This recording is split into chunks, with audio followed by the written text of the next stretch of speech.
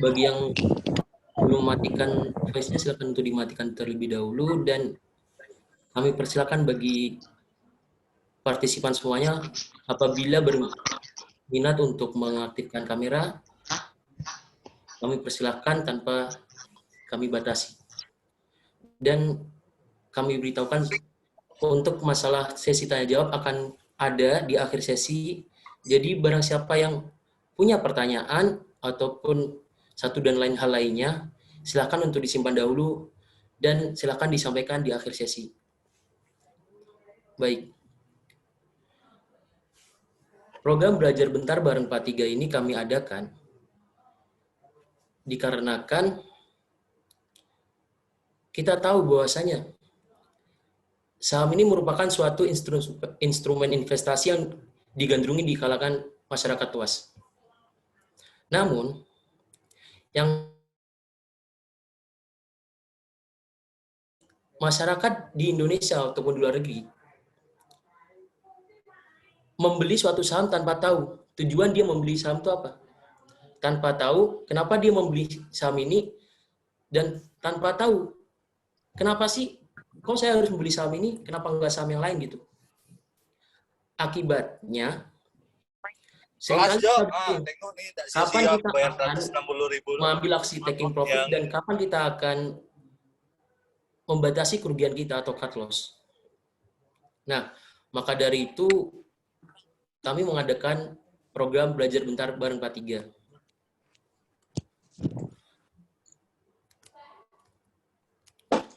Nah, pertanyaan ini sering kita temukan. Sering nggak sih saham yang kita beli malah turun? Nah, waktu kita nggak beli cuma pantau-pantau, malah saham ini naik tinggi. Apakah ini yang dinamakan dijaga semesta? Tentu tidak. Namun, lebih dari itu kita akan memberikan pelajaran dasar mengenai saham. Karena apa? Saham ini merupakan instrumen investasi yang tentunya mempunyai resiko. Tentu setiap emiten juga mempunyai resiko masing-masing. Baik. Dasar jual beli saham. Pembahasan yang pertama yang akan kita bahas adalah dari cara kita menganalisis saham, yaitu metode analisis saham. Metode pertama adalah analisis fundamental. Yang kedua, analisis teknikal, dan yang terakhir dan baru ngetren di akhir-akhir ini adalah analisis bandarmologi. Lanjut.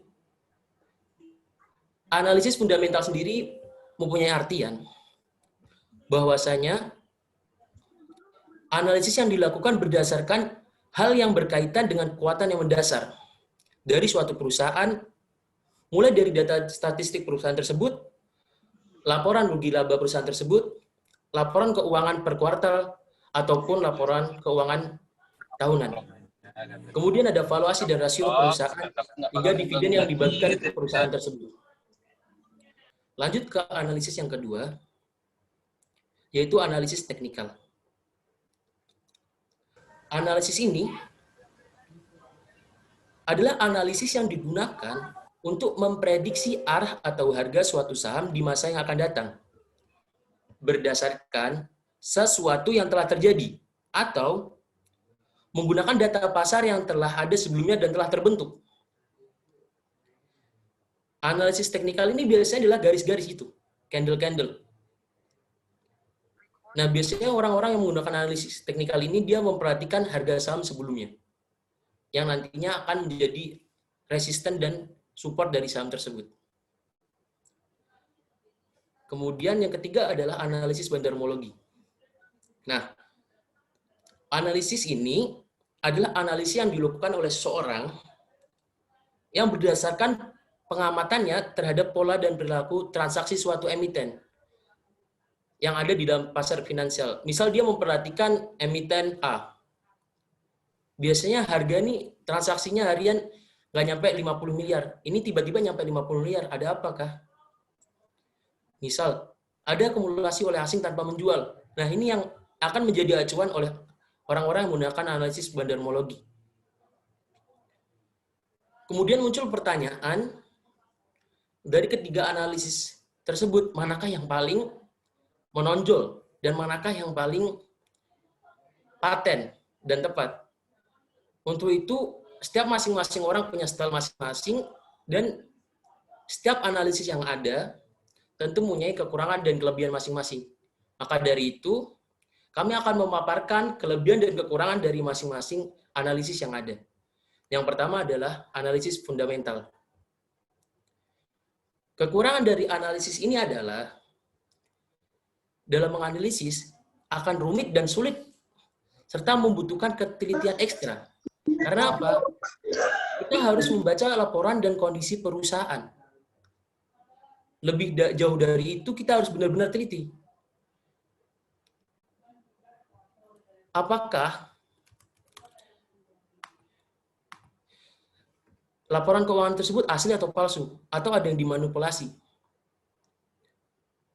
Kemudian, kita juga harus tahu perusahaan ini tuh ada nggak sih kemungkinan untuk gagal bayar utang. Yang ketiga, prospek dari perusahaan tersebut yang akan kita analisis. Nah, membahas dari analisis fundamental sendiri, kenapa orang-orang suka menggunakan analisis ini adalah orang tersebut santai dalam membeli sahamnya, nggak perlu buru-buru, dan juga dia nggak perlu terus memantau market. Kenapa? Dia punya tujuan yang harus dia capai, yaitu fair value dari perusahaan tersebut. Jadi fokus dari analisis fundamental tersebut adalah tujuannya untuk masa depan dan jangka panjang. Biasanya orang-orang yang nggak suka sering memantau pasar atau saham, dia cenderung menggunakan analisis ini. Nah, kekurangan lain dari analisis fundamental sendiri adalah di sisi jangka waktu yang dibutuhkan dari analisis ini untuk mencapai target lumayan lama dibandingkan analisis-analisis lainnya. Kemudian, persenan keuntungannya juga tidak sebanyak analisis-analisis lainnya. Kenapa? Karena ketika analisis lainnya sudah mengambil aksi taking profit, analisis ini belum. Dia akan ambil aksi taking profit apabila fair value dari perusahaan tersebut sudah tercapai. Jika belum, dia tidak akan pernah mengambil aksi taking profit. Kemudian lanjut kepada analisis teknikal. Ada 4 poin. Di sini adalah kenapa analisis teknikal itu sering digunakan oleh investor atau trader di pasar saham. Yang pertama, analisis ini lebih praktis dan mudah, serta sederhana dan cepat dalam pengaplikasiannya. Karena apa? Dia hanya berdasarkan tools-tools yang ada. Nah, kemudian analisis teknikal ini kenapa digandrungi? Dia dalam jangka pendek lumayan berpengaruh. Jadi kita mungkin beberapa hari saja atau mungkin harian atau mingguan bisa melakukan aksi taking profit menggunakan analisis ini dengan acuan resisten ataupun support yang ada. Nah, kelebihan dari analisis teknikal ini, tools yang membahas mengenai analisis teknikal hampir tersedia di semua sekuritas. Mungkin beberapa sekuritas tidak menyediakan, dan bila tidak tersedia di sekuritas, kita bisa menemukannya dengan mudah di platform saham lainnya. Maka dari itu, analisis teknikal merupakan salah satu analisis yang disukai oleh trader-trader saat ini. Kekurangan lain dari analisis teknikal ini adalah kalah sama bandarmologi dan sering tidak relate karena pergerakan bandar. Ya, benar. Ini sering terjadi ya. Misal candle ini mengatakan bahwasanya dia akan bullish, tapi ternyata bandar lagi distribusi, akhirnya nggak jadi bullish. Di mana yang kita prediksi bahwasanya saham itu naik, malah jadi turun. Karena apa? Karena guyuran bandar. Di saat di mana dikatakan dalam analisis teknikal bahwasanya jika breakout resistance, maka dia akan naik. Namun seringkali ketika breakout resistance, bandar mengguyur. Akhirnya bukan naik, malah turun. Maka itu kita katakan bahwasanya analisis teknikal itu memang mudah, cuma seringkali kalah sama analisis bandarmologi.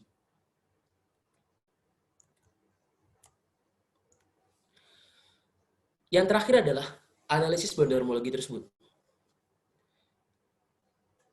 Analisis ini cocok untuk yang suka scalping ataupun day trade. Kenapa? Simple, praktis, dan cepat dalam menganalisis. Kedua, dia kalau analisisnya tepat dalam jangka pendek sangat berpengaruh. Semua analisis bakal kalah sama analisis ini. Namun kekurangan terbesar dari analisis bandarmologi ini adalah sering terjadi gocekan dan false signal dalam analisis. Hal ini terjadi dikarenakan apa? Bandar sedang membuat harga itu tuh terlihat turun, walaupun sebenarnya sedang akumulasi. Nah, seringkali retail-retail kecil seperti kita ini nggak sabar dan cenderung untuk menjual saham tersebut di harga yang murah. Yang kemudian bandar masih mengakumulasi. Contoh yang relate terjadi pada saat ini adalah ketika agro turun dan diakumulasi oleh bandar yang pada saat itu BK yang sering akumulasi, kemudian dia naik di angka 1.300, 1.400. Kemudian BK menjual saham tersebut turun, namun ada bandar lain yaitu CG yang mengakumulasi. Akhirnya saham itu naik, breakout resisten yang sebelumnya all time high. Kemudian turun lagi diakumulasi oleh KZ. Nah, saat ini dia cenderung sideways karena apa? Karena kartu kuning dari BI. Ya akhirnya walaupun terjadi akumulasi, saham cenderung sideways ataupun turun. Nah, dari ketiga analisis tersebut tidak dapat kita katakan analisis mana yang paling tepat dan analisis mana yang paling lemah. Kita harus tahu bahwasanya timing dari semua itu bisa digabungkan. Yang paling tepat adalah menggabungkan tiga analisis yang ada. Analisis fundamental, under value. Kemudian secara teknikal dia mantul dari support. Dan kemudian kita lihat bandarmologinya akumulasi. Nah, kalau kayak gini, hampir 90% dia akan naik. Karena apa? Semua analisis kita kombinasikan dan menyuarakan satu hal yang sama. Namun jika ini berbentrokan tadi rumusnya, analisis teknikal akan kalah sama analisis bandarmologi. Sedangkan analisis fundamental, dia berfokus pada jarak atau jangka panjang. Jadi tidak berpengaruh dalam jangka pendek. Nah, tren sendiri pada saham ada 3 tren. Yang pertama uptrend, yang kedua downtrend, kemudian sideways trend. Uptrend adalah bullish trend atau tren naik. Merupakan kondisi di mana pergerakan saham cenderung naik dari waktu ke waktu. Biasanya akan membentuk pola puncak dan lembah yang lebih tinggi dari puncak dan lembah yang sebelumnya. Ya mohon maaf untuk yang itu yang coret-coret untuk dihapus dahulu ya. Kemudian downtrend atau tren turun. Hal ini terjadi ketika kekuatan jual setelah dia uptrend, kekuatan jual lebih kuat dari kekuatan beli. Biasanya ini terjadi ketika bandar mulai distribusi. Itu akan menjadi downtrend parah. Namun ketika akumulasi, bisa jadi dia downtrend cuma dalam minor trend, bukan dari tren utamanya. Nah, dalam tahap ini kebanyakan orang akan bersikap negatif, sehingga saham yang tadi turun akan semakin turun, karena mereka berfokus untuk menjual tanpa tahu kapan dia akan membelinya lagi. Intinya adalah orang yang membeli daripada tren ini lebih sedikit daripada orang yang menjualnya. Kemudian dari tren yang ketiga adalah sideways trend atau dikenal dengan tren datar. Tren ini terbentuk ketika harga saham pada periode tertentu hanya berputar di range tertentu. Misal dia akan bergerak pada harga 800 hingga 1300. Maka harga akan bergerak di 800, 900, 1000, 1100, 1200, 1300, kemudian balik lagi ke bawah. Dan begitu seterusnya pada periode tertentu. Hal ini terjadi karena apa? Pertama bisa jadi karena bandar akumulasi. Yang kedua adalah kita tahu bahwasanya orang tuh ragu-ragu. Saham akan naik atau turun. Seringkali orang-orang ini menjual saham ini di fase ini. Karena apa? Mereka putus asa. Ini saham saya hold kok nggak naik-naik, saham lain udah pada naik. Tahu-taunya ini kalau kita hold terus malah turun lagi.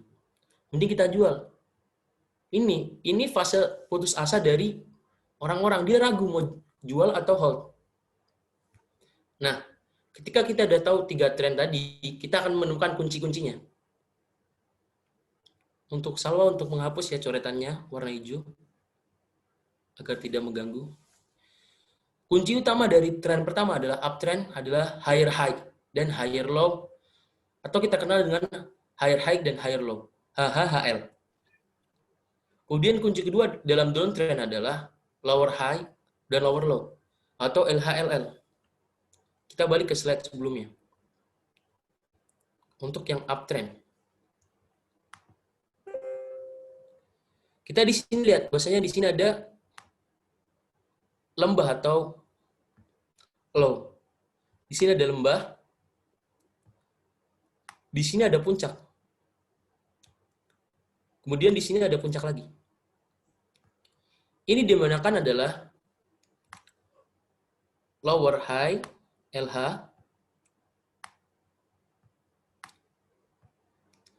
dan higher high, HH. Nah, ketika kita menemukan kondisi ini, kita pastikan bahwasanya hal tersebut adalah uptrend. Jadi kemungkinan besar ketika kita membeli saham ini kita akan untung, alias untung ruginya 30/70. Asal kita sabar. Dan membelinya di waktu yang tepat.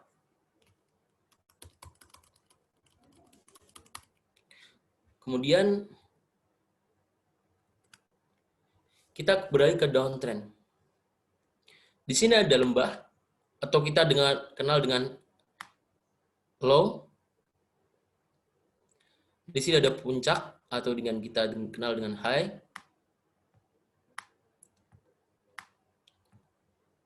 Ini juga ada puncak, high. Ini ada lembah L.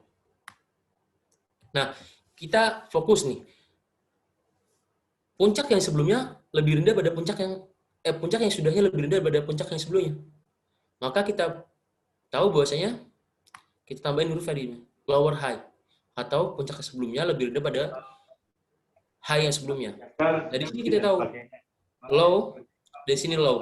Akhirnya kita tambahin L lagi, lower low, atau lembah yang sebelumnya lebih tinggi daripada lembah yang ini, alias lembah ini lebih rendah daripada lembah yang sebelumnya, atau dikenal dengan lower low.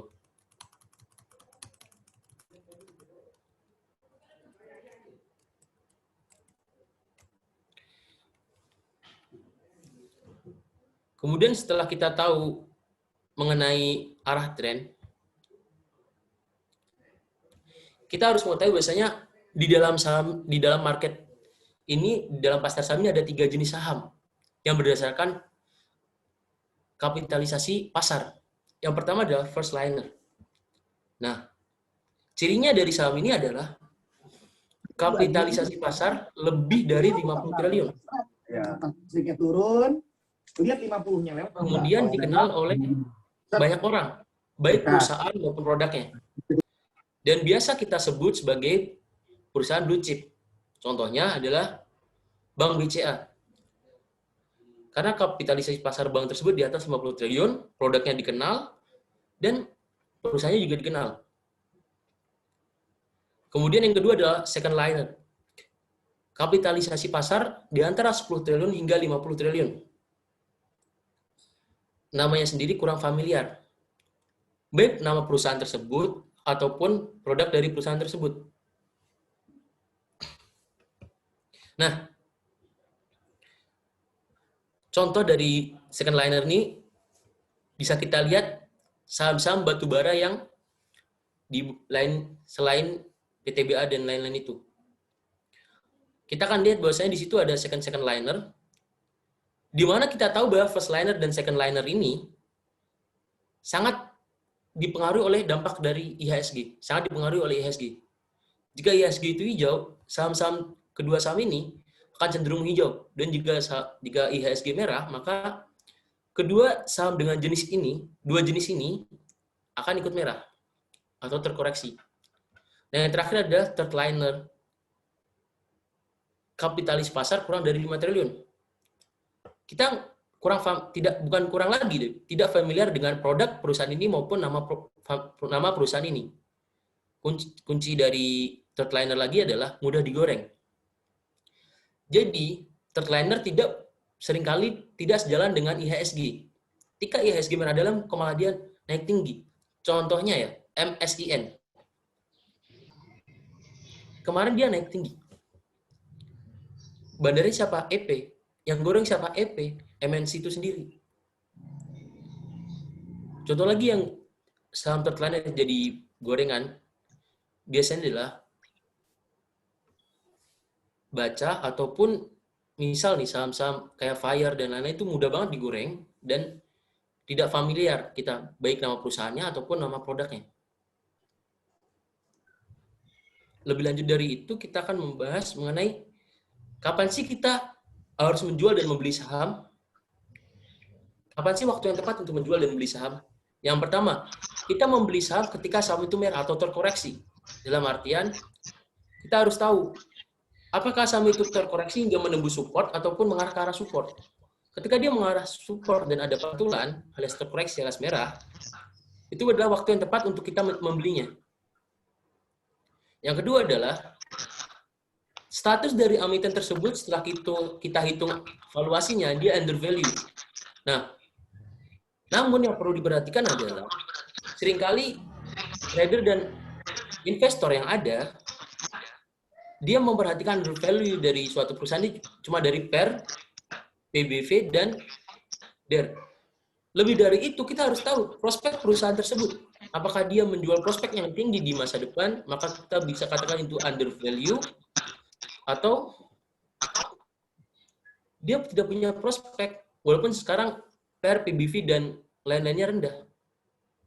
Nah, seringkali kita melupakan ini dan ini merupakan kesalahan besar. Jadi saya akan tekankan sekali lagi, undervalue juga diperhatikan dari prospek masa depannya. Nah, yang ketiga adalah ketika ada rumor, belum ada berita. Contoh yang terjadi saat ini adalah gudang garam. Rumor mengenai akuisisi tersebut dihembuskan sejak gudang garam di angka 33.000. Namun belum ada berita yang membahasnya. Nah, ini ketika ada berita, ada rumor seperti, maka kita harusnya membeli. Tapi sebelum kita membeli, kita harus cek dulu kevalidan dari rumor ini dan potensi dari emiten tersebut. Nah, sekarang kita beralih pada kapan sih kita menjual saham yang tepat. Nah, kita menjual saham ketika kita tadi beli merah, kita jual yang hijau, alias kita udah cuan. Dan biasanya orang akan menjual di area apa? Resistance. Dia beli di support, jual di resistance, atau ketika candle itu menunjukkan pembalikan arah. Jadi orang-orang yang seringkali kita bimbang. Ini resisten nih, udah dekat. Mau kita jual atau hold? Takutnya nih kita jual malah naik breakout. Nah, saran saya mengenai hal ini, dipasang trailing stop. Jika saham itu dibanding turun, maka kita jual otomatis. Namun ketika saham itu ditarik naik, ya sudah kita ikut cuan. Atau bisa skema dijual sebagian, ditahan sebagian. Nah, yang kedua, kapan kita menjual suatu saham di dalam pasar saham adalah ketika emiten tersebut sudah terlalu mahal. Suatu emiten dikatakan terlalu mahal, bisa kita lihatlah seperti PER-nya minus, tapi sahamnya udah naik tinggi. Ini saya misal kemarin, saya jujur saja, kemarin saya informasikan untuk membeli MSIA di harga 200. Ketika itu akumulasi. Belum ada yang pom-pom kanan kiri. Cuma EP akumulasi. Sekarang saham udah di angka 404. Namun saya ini udah mulai, kita ambil aksi taking profit karena saham tersebut udah mulai mahal. Di kisaran biasanya. Contoh, BRIS pernah ke angka 3.000, saya pernah beli di angka 800. Oke, di 800, 3.000 ini terlalu mahal. Kenapa? Dia berdasarkan masa depannya. Masa depan bank ini bakal ABCD mentereng. Tapi itu hanya masa depan, belum faktanya. Akhirnya ketika udah mentok nih, overbought, akhirnya saya jual, misal di 2.800. Akhirnya saham itu terus kemarin setelah mentok di all time high-nya, akhirnya dia turun ke bawah, sekarang udah mulai akumulasi dan naik lagi. Tapi sebagai catatan, dibanding BRIS, Agro lebih akumulasi. Kemudian yang ketiga dari kapan kita jual adalah ketika berita itu muncul. Nih, gudang garam rumornya udah ada pada angka 33.000. Sekarang harga gudang garam divaluasi 46.000 atau 40 berapa kemarin saya terakhir cek. Saya lupa. Beritanya muncul nih. Ini saat yang tepat kita untuk jual. Kenapa? Banyak yang mau beli. Nah, smart trader akan menjual di saat dan MPPA. Pas rumornya masih di harga murah. Berita muncul di akhir, harga udah naik tinggi. Baru keluar berita. Naik bentar, sekarang saya tulis turun. Dibanting, saya tulis sekarang. Ini kalau nggak ada rumor-rumor lainnya, ya udah, saham itu back to history. Dia akan, mungkin kalau udah nggak ada bandar di dalam, dia akan turun. Setelah itu semua, kita tahu kapan kita akan jual dan beli sahamnya. Kita harus tahu hal apa yang harus dijauhi dalam jual beli saham. Yang pertama adalah FOMO atau takut ketinggalan dari kereta. Ini adalah penyakit yang sering kita lakukan, walaupun kita tahu bahwasanya ini harus dijauhi. Ibaratnya gini, kereta udah jalan, udah kenceng kita kejar. Kita ibaratkan seperti itu aja lah FOMO. Kita tahu susah ngejar kereta untuk kita bisa naik nih 1:100, namun kita masih kejar. Nah, kalau Anda mau FOMO terhadap suatu emiten, maka bayangkanlah Anda ketika Anda mengejar suatu kereta. Lebih baik Anda menunggu kereta lainnya. Yang kedua yang harus kita jauhi dalam jual beli saham adalah asal beli emiten. Kita nggak tahu emiten tersebut sedang digugat atau enggak. Seringkali kita sering beli emiten, under value nih, tapi nggak tahu. Ternyata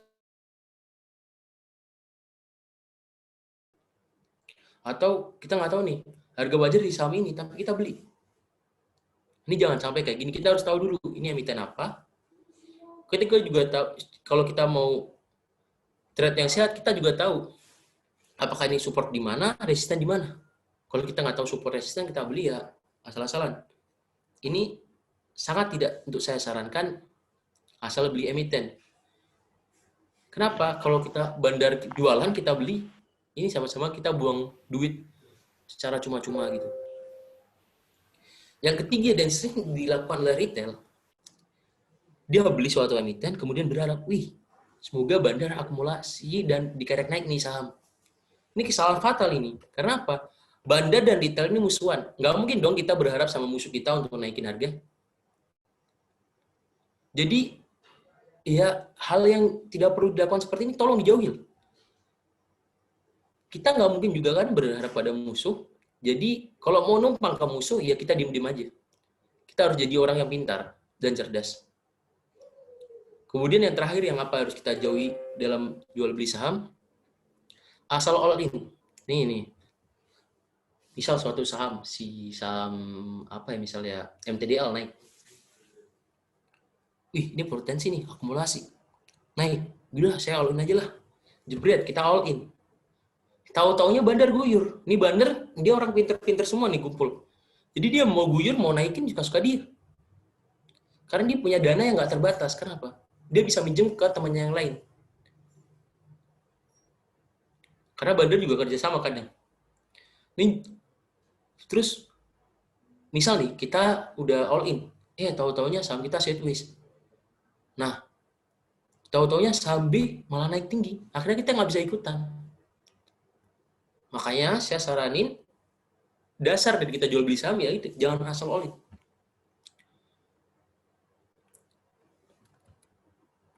Kemudian, nah ini nih yang harus kita pantau dan lakukan ketika kita mau jual dan beli saham. Yang pertama, kita wajib cek emitennya. Apakah ini disupport atau di resisten? Apakah ini akumulasi atau distribusi?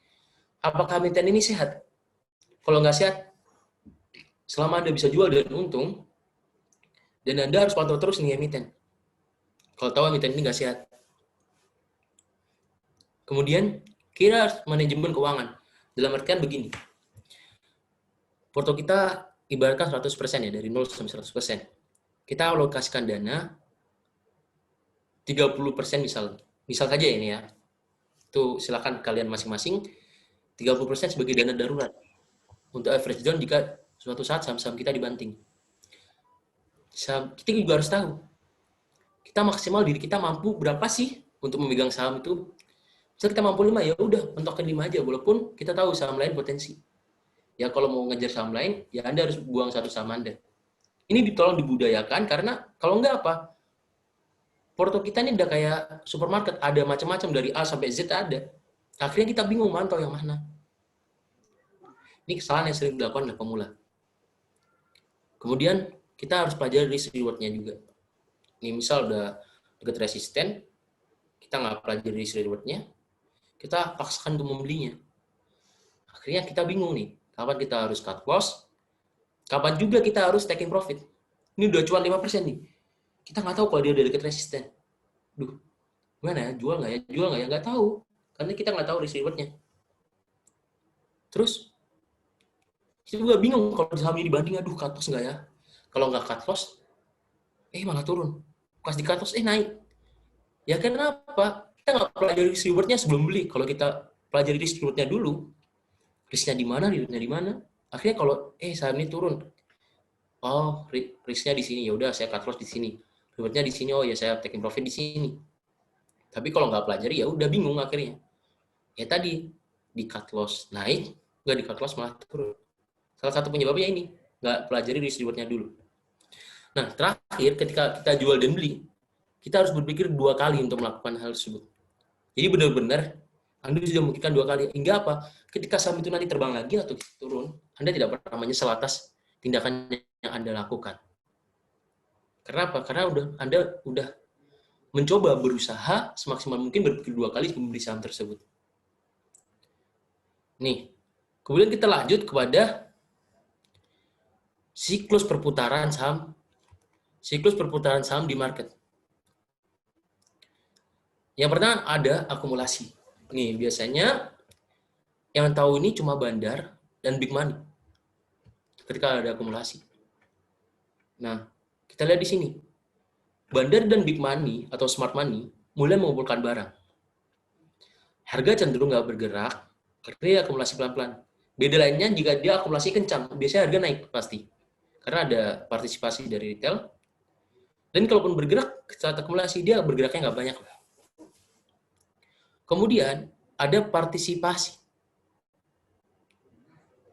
Ketika akumulasi terjadi, retail udah mulai tahu nih. Ada yang akumulasi nih. Bandar dan Smart Money mulai akumulasi di emiten tertentu nih. Kemudian mereka ikut membeli barang tersebut. Akhirnya saham mulai bergerak naik. Yang nggak liar lah. Cuma kita kadang tahu kalau partisipasi retail terlalu banyak akan bergerak liar. Karena mereka HK, ya ini penyakit sih, tapi nggak bisa dihilangkan dari market. Kemudian yang terakhir ada distribusi. Ini terjadi ketika Bandar dan Big Money mulai keluar. Nah, sayangnya kita nggak tahu. Ketika dia keluar malah harga naik tinggi. Kita tahunya yang nggak belajar nih pasti harga naik, nggak usah jual. Padahal kalau kita perhatiin, Bandar dan Smart Money ataupun Big Money udah keluar. Namun mereka sengaja markup harga agar naik dan menarik retailnya untuk menampung barang mereka. Nah, ketika selesai jualan, akhirnya harga tersebut turun, anjlok tanpa batas, dan mereka nggak akan memberikan bid palsu ataupun offer palsu lagi. Karena dia nggak ada barang, udah bodo amat, hancur aja sekalian. Sampai bawah baru kita akumulasi lagi. Nah, mungkin ini materi dasar yang bisa saya sampaikan pada pertemuan kali ini. Terima kasih atas semuanya. Sebelum kita memasuki sesi tanya jawab, saya mempunyai penawaran menarik untuk kalian semua yang join di sini. Ya, promonya adalah dapatkan diskon 25% untuk membership VIP kami dengan syarat dan ketentuan berlaku. Syarat dan ketentuannya adalah ketika menghubungi admin kami, Anda perlu screenshot dari slide yang ada di sini. Nah, kelebihan dari VVIP kami adalah kita akan memberikan menu premium, di mana saham yang kita masukkan dalam menu premium, saham-saham tersebut cenderung paten, hingga mungkin ketepatannya 90%. Kita beri trading plan lengkap dengan area take profit dan stop loss, dan biasanya kita sertakan charting lengkapnya untuk tiap stock pick premium. Kemudian selain menu premium tersebut, kita dapat menu live trade, sinyal bandar, insider big fund, kemudian edukasi saham, bisa private, bisa lewat grup. Kemudian yang lain dari kita adalah review emittance. Ada juga konsultasi private mengenai orang-orang yang bisa nyangkut ataupun dia bingung kapan jual. Saya udah beberapa kali menemui pelanggan saya, customer saya itu nyangkut ratusan juta, dan beberapa kali juga membantu teman saya, kapan nih, gimana cara aksi taking profitnya. Karena dia terlalu banyak lotnya, gimana cara jualnya tanpa harga ini turun. Kemudian yang perlu Anda ketahui bahwasanya grup premium ini merupakan grup chat kualitas premium. Anda akan mendapat dua, yang pertama channel, agar menunya tidak tertutup. Kemudian yang kedua adalah grup chat. Nah, kualitasnya premium kenapa? Grup ini selalu ramai dan pembahasannya menarik. Mungkin itu yang bisa saya sampaikan. Mungkin ada pertanyaan, silakan. Saya buka sesi tanya jawabnya.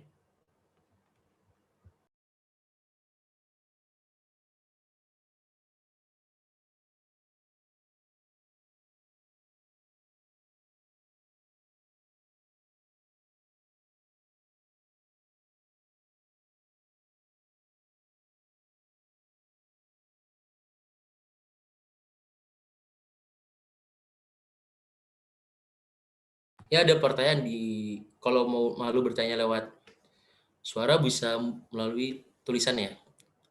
Saya bacakan dari Mas Angga Pradikta ya. Malam izin tanya, bukannya setelah ini Broksum akan dihapuskan? Terus gimana dong untuk analisis bandarmologi? Gampang. Masih ada cabang dari analisis bandarmologi, trade price action. Untuk apa trade price action itu nggak mungkin kita bahas di sini karena itu pembahasan lebih lanjut. Risk reward itu apa, Kak?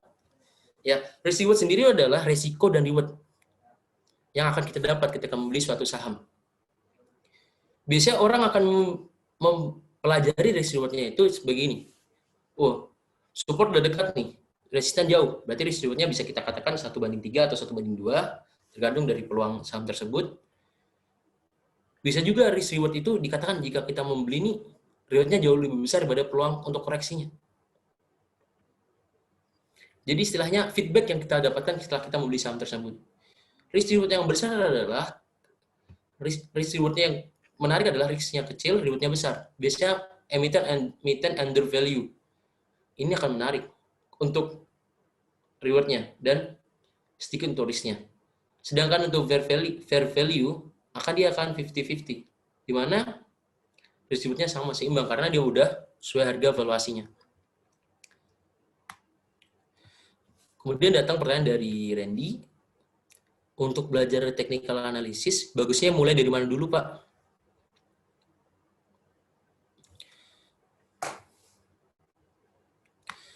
Untuk belajar technical analysis, bagusnya mulai dari mana dulu, Pak?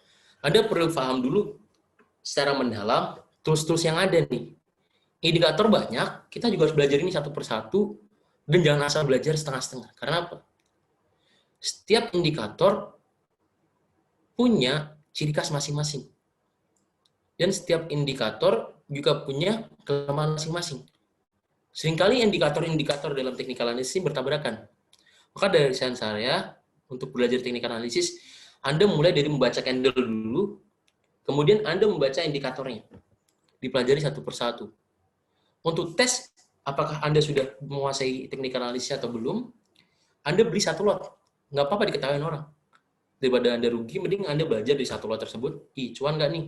Dari hasil apakah hasil pembelajaran saya berhasil, kita bisa evaluasi dan analisis dari saham yang Anda beli tadi. Kemudian datang lagi pesan, bentar ya, saya terlalu banyak yang masuk. Bagaimana cara menentukan titik stop loss? Nah, ini tergantung level kita ya. Kalau udah expert nih bakal menentukan apa kita tahu bahwasanya kita secara pribadi akan tahu nih kapan sih harga ini akan cenderung bereaksi ketika menuju titik-titik tersebut. Nah, ini bisa kita jadikan untuk stop loss. Dan untuk orang-orang pemula biasanya stop loss-nya di mana? Di area ketika jebol support. Namun ketika dia udah advance, dia akan mempunyai analisis tersendiri bagaimana ketika saham ini di harga segini dia akan bereaksi, akan mantul ataupun turun. Jadi tahu dia di mana titik-titik penting saham tersebut akan bereaksi.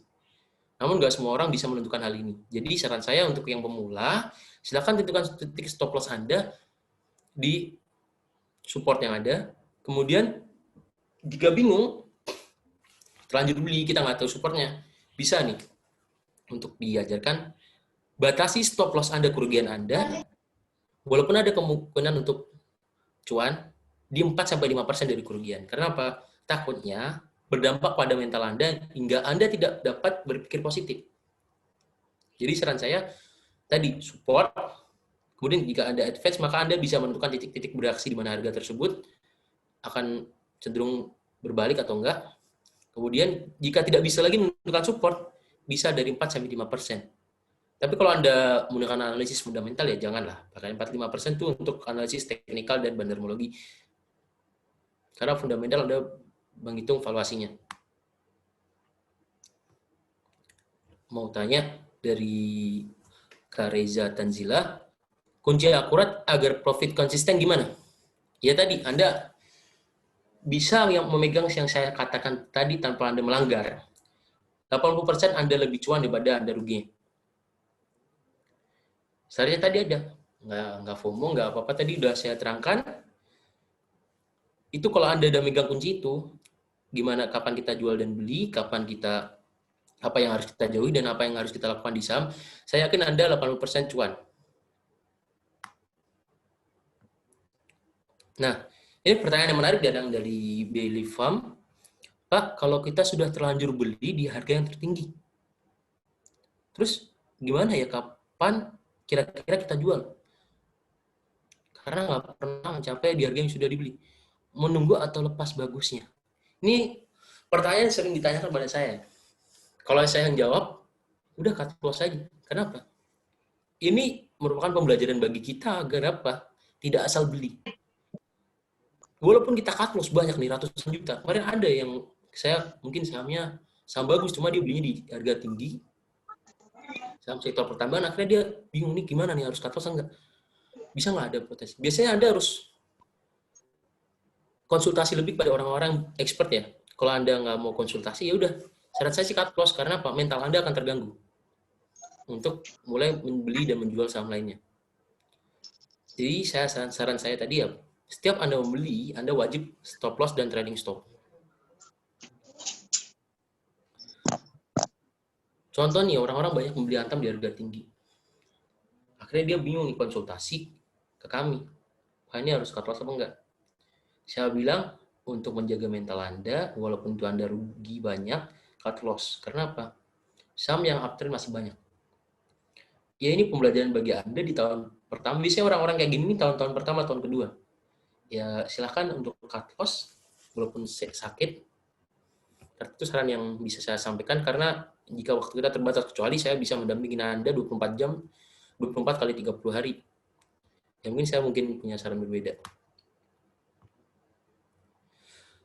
Kak Akila Miska, harga 199 itu diskon apa belum? Belum, Kak. Setelah diskon, beda lagi. Akan 199 dapat diskon 25%. Kemudian dari Kak Reslinata, apakah pertimbangan kita beli saham? Mungkin apa saja pertimbangan kita beli saham, tadi sudah kita sampaikan ya. Untuk yang pertama, untuk pemula sih, saran saya, beli saham itu yang lagi uptrend. Kemudian dekat support. Ketiga, akumulasi. Nah, tiga ini biasanya risknya kecil, rewardnya besar. Karena apa? Ketika dia turun, cenderung lebih naik lagi. Ketika dia uptrend, kan apa? Tadi, lembah yang sebelumnya lebih rendah daripada lembah setelahnya. Akhirnya, apa? Dia walaupun turun, potensi naiknya lebih tinggi, puncaknya lebih tinggi lagi. Jadi kenapa saran saya untuk pemula, belilah saham-saham uptrend. untuk sektor-sektor yang dilihat tentu banyak. Tidak bisa disampaikan pada malam hari ini. Untuk Pak Diki datang lagi pertanyaannya, mohon izin bertanya. Untuk pemula, rekomendasi jual beli saham itu via sekuritas ya, Kak? Oh, enggak. Semua rekomendasi yang diberikan sekuritas ataupun penyedia jasa lainnya pasti ada kata-kata disclaimer on. Alias kita menentukan resiko kita sendiri. Kita mau beli terserah, nggak beli juga terserah. Kita mau beli saham ABCT juga terserah kita dan berdasarkan keputusan kita masing-masing. Karena itu uang-uang kita. Untuk pemula, saran saya, Anda mulai belajar membeli, ya mungkin investasi ya. Ataupun jika Anda pemula, bisa mentoring dulu ke belajar-belajar saham lainnya, kelas-kelas saham. Kemudian Anda mulai membeli dengan lot-lot kecil, jangan langsung lot besar. Untuk sahamnya, saran saya, blue chip, second liner, dan first liner. Karena apa? Kalau ke third liner bandingannya besar, takut saya Anda kena mental dulu. Jadi saran saya untuk pemula, mau beli saham apa? Bukan ngikutin sekuritas, karena sekuritas update nih. Misal Mirai update terus tiap hari di Instagram. Intraco nih, AT, dia update terus. Sama apa nih hari ini, besok sama apa. Rally Research misal, dia juga punya rekomendasi masing-masing. RHB juga punya rekomendasi masing-masing. Jadi saran saya, Anda teliti lagi sama ada tuh first liner atau second liner. Karena seringkali sekuritas juga memberikan third liner. Karena dia tidak memandang Anda itu pemula atau expert ya. Jadi dia umum memberikannya. Pak, biasanya bandar itu pakai sekuritas apa saja? Ini pertanyaan yang sering ditanyakan ya, berulang kali. Tergantung. Kalau saham-sahamnya ini bandarnya uang besar, biasanya dia pakai MG, BK, CG atau sekuritas-sekuritas lain. Dan kadang juga kalau saham-saham third liner, bahkan sekuritas-sekuritas kecil kelas, maksudnya yang uangnya biasanya menampung uang retail, misal kayak YP juga bisa menggoreng. Cuma kalau saham-saham besar ya pasti sekuritas-sekuritas asing. Andreas, bagaimana analisis bid dan offer untuk memprediksi pergerakan saham? Nah, ini merupakan salah satu trade price action yang menurut saya 85% sampai 90% manjur ya. Mohon maaf untuk di sini itu pembahasannya bukan di tingkat basic ya. Jadi mohon maaf untuk ini saya skip dahulu karena masih ada pertanyaan-pertanyaan basic lainnya. Datang lagi pertanyaan dari Wahyu. Analisa candle baiknya gimana untuk menentukan grafik potensi bullish atau bearish? Terima kasih. Itu biasanya ada buku-bukunya Pak, ada PDF-nya. Ada juga biasanya orang-orang yang adalah kayak candle hammer atau candle-nya ini candle bullish, pasti ada buku-bukunya dan panduannya Pak, lengkap. Bapak bisa baca-baca. Mungkin di grup ruang saham kami, di grup WA-nya ya, kita udah cantumkan link Google Drive. Di situ banyak buku-buku saham. Saya kurang tahu tadi kemarin sudah saya cantumkan atau belum ya untuk mengenai buku candle. Cuma link Google Drive yang sebelumnya sudah saya cantumkan, cuma udah saya tarik lagi link Google Drive-nya. Yang baru saya kurang tahu yang saya isi berapa. Yang saya isi yang baru ini belasan atau puluhan, tapi saya nggak tahu. Saya lupa juga isi apa aja gitu. Kalau sebelumnya kan ratusan. Jadi saran saya untuk analisa candle, Bapak harus membaca bukunya. Pak, dari 73, Pak, untuk newbie, trader harian, apa sih poin penting yang mesti kami pelajari, Pak? Nah, poin penting tadi ada support, resisten untuk scalping itu biasanya bandarnya apakah akumulasi atau distribusi, karena ini sangat berpengaruh. Kita kan tadi udah bicarakan ya kan, bahwasanya analisis bandarmologi sangat berpengaruh dalam jangka pendek. Kemudian yang kedua yang berpengaruh dalam jangka pendek adalah analisis teknikal. Jadi saran saya Anda harus pelajari juga nih. Poin pentingnya apakah itu stochastiknya golden cross atau dead cross, dan bandarmologi apakah akumulasi atau distribusi. Kemudian datang dari Padi, stop loss 4-5% buat saham blue chips, second liner atau bagaimana? Nah, pertanyaan ini juga sering ditanyakan, tapi ini menarik ya. Karena apa? Stop loss 4-5% itu pemula, Pak. Jadi tidak memandang saham itu blue chip atau second liner atau bagaimana, enggak. Ini untuk membatasi kerugian Anda. Karena apa? Walaupun blue chip pun kalau ketika turun lebih dari 5%, maka Anda, kalau Anda biarkan, mungkin harga turun dan naik lagi, mungkin ya. Cuma ketika Anda cut loss, Anda membuka peluang baru. Anda bisa nyerok di bawah lagi, Atau mungkin Anda ketinggalan kereta, dia mantul lagi. Tapi saran saya tetap disiplin stop loss ini. Kenapa? Untuk membatasi kerugian Anda dan membentuk mental Anda sendiri. Karena kalau nggak dibatasi saat ini, nanti Anda ketika turun dari 20%, 30%, Anda akan bingung. Kalau ada pertanyaan ke saya, Pak, Bapak pernah nyangkut nggak 40%? Pernah. Saya pernah nyangkut di Samarto, saya beli berapa dulu? 5.000, 4.000, saya average down di 3.000, naik sekarang berapa? Sekarang 12.000.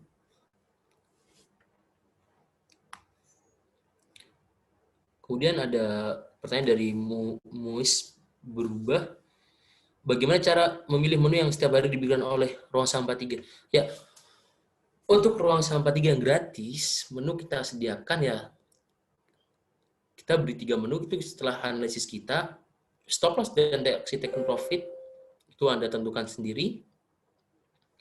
Memilih menu yang mana yang setiap hari diberikan gratis oleh kami, Anda bisa analisis ulang mana di mana supportnya, mana yang menarik, mana bandarmologinya menarik, mana analisis trade price action-nya menarik, dan mana yang paling kecil risknya dan paling besar reward-nya. Karena ya kita jamin bahwasanya kita lebih banyak cuannya daripada ruginya ketika kita memberikan menu free, walaupun kadang menu free-nya terpaksa ada yang cut loss juga, karena kita tidak memandu. Ataupun kita ketika memberikan informasi kadang terlambat daripada yang premium. Seperti contohnya agro, ketika premium sudah taking profit, kita malah masih memberikan area beli di free, akhirnya cut loss. Itu salah satu yang akan menjadi evaluasi bagi kami ke depannya. Kemudian datang lagi pertanyaan dari Johan. Mungkin saya batasi 2 menit lagi ya pertanyaan masuk. Mungkin 20, 24 saya nggak menerima pertanyaan lagi setelah itu.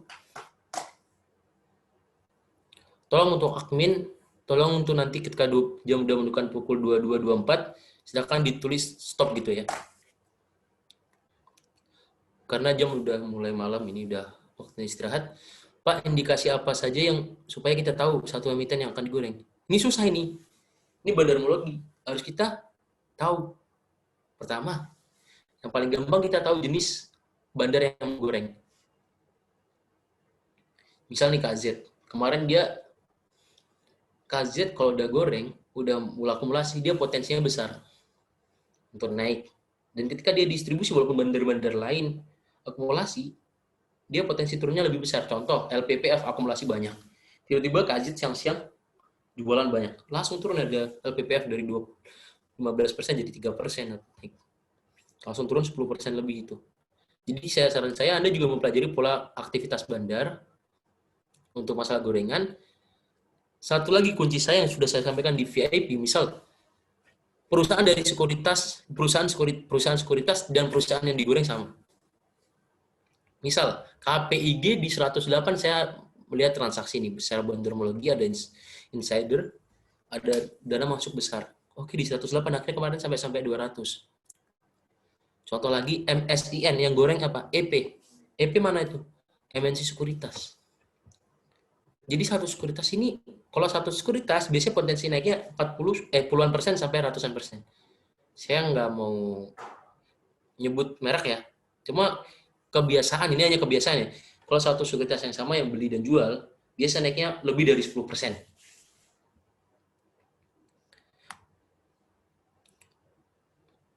Bagaimana? Sebentar ya.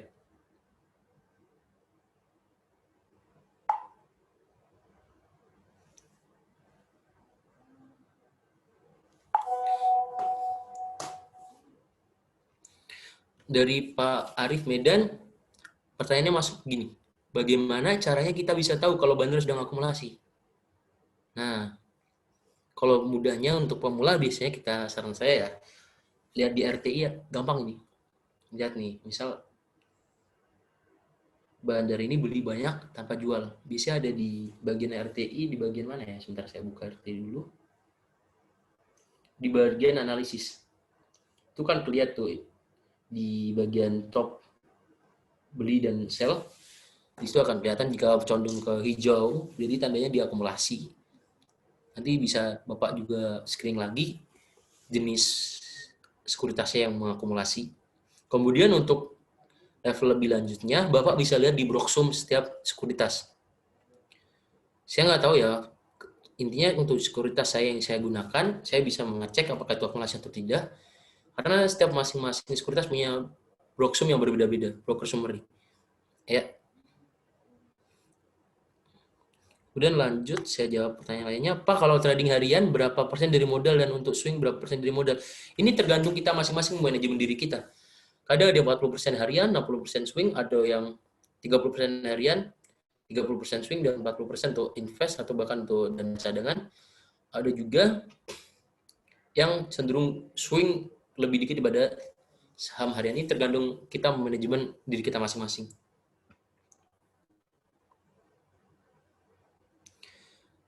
Ini ada pertanyaan bagus nih untuk pemula. Pak, untuk pemula nih, alat analisa teknikal yang paling mudah apa? Kalau pakai moving average, berapa yang cocok ya? Moving average yang biasa disediakan adalah 6, 9, 12. Saya diganti 5, 10, 20, 50, 100, 200. Semakin tinggi angka moving average yang ada setelah kata-kata MA, maka semakin ketepatan untuk naik atau turunnya semakin tinggi. Contoh ketika MA, moving average golden cross, dia akan lebih naik, dan dead cross dia akan turun. Untuk pemula teknikal yang paling mudah selain moving average, stochastic dan RSI ya biasanya. Dan saran saya itu tadi fokus ke angka belakang kata-kata MA-nya itu. Dia akan menentukan kalau dia MA 200 di bawah sendiri, dia udah fix uptrend, kemudian 100 di atas angka 200, 50 di atas angka 100, dan 20 di atas angka 50, maka dia uptrend, dan begitu seterusnya. Ini sudah nggak ada pertanyaan lain ya berarti?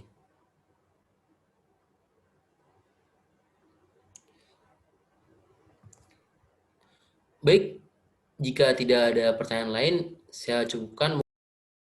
Mungkin sekian dari saya. Terima kasih atas partisipasi Anda yang luar biasa. Semoga Anda esok hari bisa mempraktekkan apa yang kami ajarkan. Dan semoga Anda selalu cuan dan selalu sehat dan bahagia selamanya. Terima kasih telah menghadiri program kami. Sampai jumpa di program-program yang lain. Barangkali berkenan, silakan untuk tag akun, mungkin share program ini, share screenshotan dari program ini, kemudian tag akun Instagram kami, Ruang Sampah 3, atau di sosial media yang lain, agar lebih banyak partisipan yang bergabung dan lebih banyak manfaat yang dapat kita bagikan. Terima kasih semuanya. Sampai jumpa di lain waktu.